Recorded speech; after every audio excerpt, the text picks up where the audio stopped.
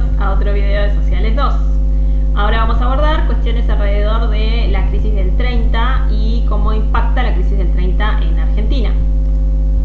En 1930 se desarrolla una crisis económica, digamos la más grave de las crisis económicas que tiene el capitalismo, denominada también la Gran Depresión, porque es una depresión económica fuerte dentro del capitalismo. Sin embargo, el capitalismo sobrevivió y continuó. Vamos a ver cómo sobrevive, de dónde toman las ideas para sobrevivir. Voy a tratar de guiarme para no irme por las ramas con algunas de mis pizarras caseras que estoy haciendo para poder hacer estos videos.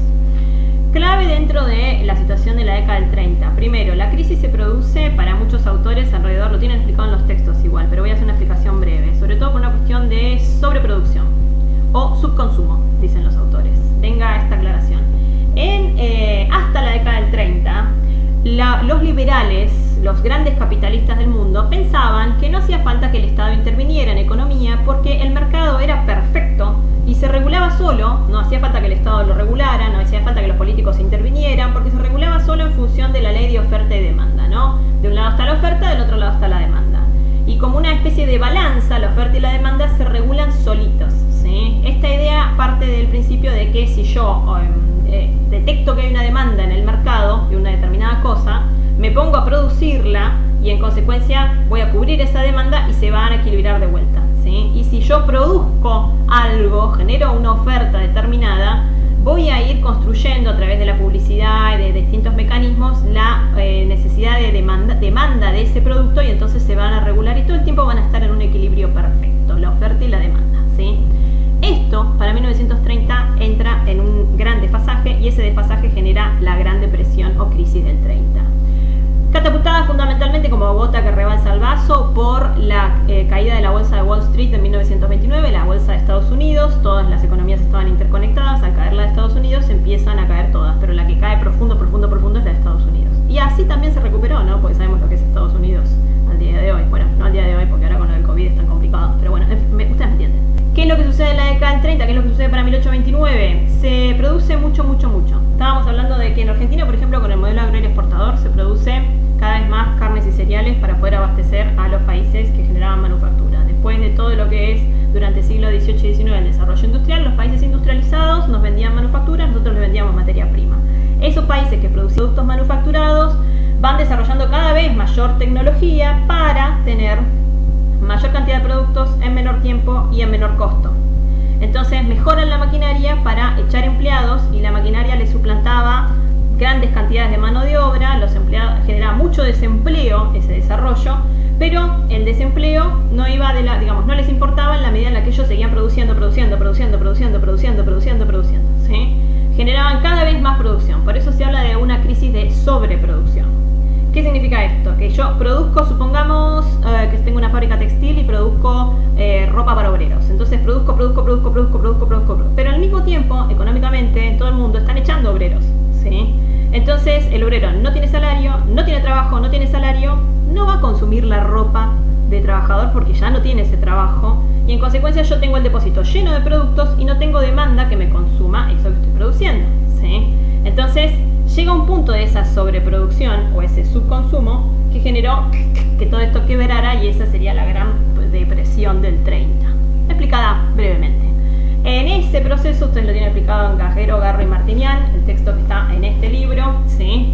Y también lo tienen explicado claramente en el texto de Isuani, Bismarck o Keynes, ¿sí? ¿Quién es el culpable?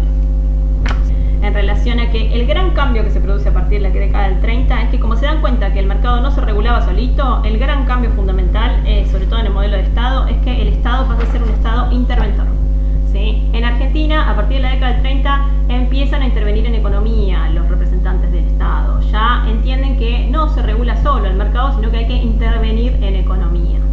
¿Cómo se interviene en economía y cuál es el desarrollo que se produce en Argentina? Se desarrolla la industrialización. Qué mal que estamos con la verdad. Industrialización por sustitución de importaciones.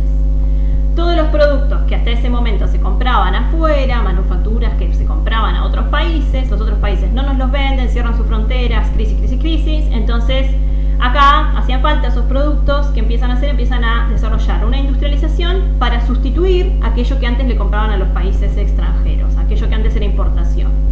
¿Es porque por motivación propia? No, es por crisis que desarrollan la industria en el principio, ¿sí? Pero desarrollan una industria. En el tiempo de este periodo que vamos a ver, que nosotros lo dividimos entre primera ISI y segunda ISI, ¿sí? Digamos, durante todo este periodo de industrialización por sustitución de importaciones, ¿el agro desaparece? No, el agro sigue siendo la gran rueda de la economía, y la pequeña rueda de la economía que se engancha en ese engranaje del agro es la industria. Fíjense el arte de mi dibujo, porque es una cosa de locos. No, pero bueno, no importa. El agro sigue siendo la gran rueda de la economía, y la pequeña rueda de la economía pasa a ser la industria. Muchos de los dueños de las industrias eran grandes propietarios rurales, ¿sí? De estos agroexportadores que diversifican sus ganancias invirtiendo en industria porque había una demanda, obvio, ¿sí? Primeras fábricas de galletitas, de fósforos, de escobas, de cosas con productos muy básicos que antes se importaban y que empiezan a hacerlo porque tenían las materias primas acá.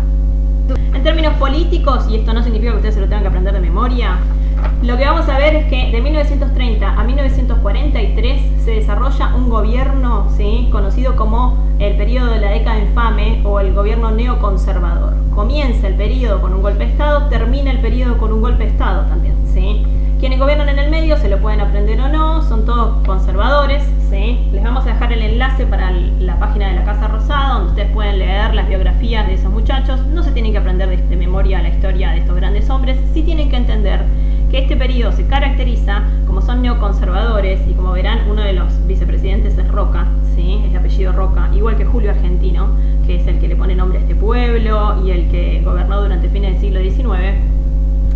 Tienen el espíritu de esos gobiernos de fines del siglo XIX, son conservadores, ¿sí? Apuntan a tener control en la sucesión de los mecanismos de gobierno. ¿Cómo llevan adelante ese control de sucesión de mecanismos de gobierno? Ya estando la ley Sáenz Peña, que habilitaba el voto secreto y obligatorio a través del fraude llamado fraude patriótico.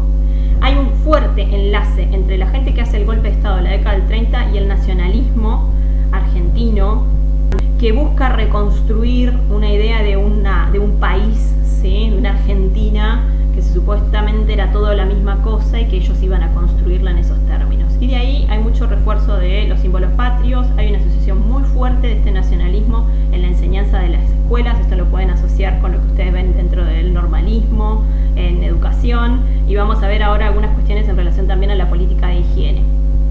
La gente de la década del 30, que gobierna hasta el 43, también se las denomina década infame.